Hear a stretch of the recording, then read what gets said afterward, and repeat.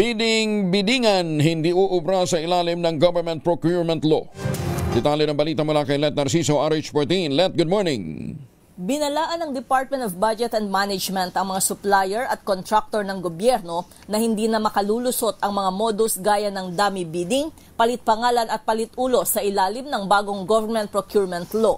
Ayon kay Palace Press Officer Claire Castro, bahagi ito ng utos ni Pangulong Ferdinand Marcos Jr. na higpitan ang pagbabantay sa paggamit ng pondo ng bayan at tiyaking patas at tapat ang proseso ng bidding sa mga proyekto ng gobyerno. Tinukoy ng DBM ang isa sa mga pangunahing probisyon ng batas na mandatory disclosure of beneficial ownership information kung saan kailangang ilantad ng mga kumpanyang sasali sa bidding kung sino talaga ang may-ari o may kontrol ng kanilang operasyon. Layo nitong maiwasan ang conflict of interest at masawata ang sabuatan sa public procurement.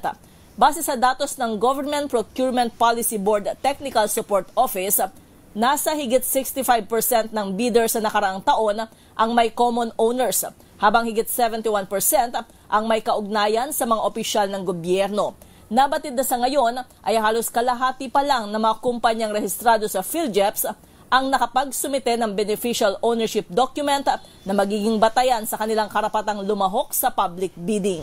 Ito si Let Narciso para sa DZRH. Una sa Pilipinas, una sa Pilipino. Maraming salamat, Let. Magan.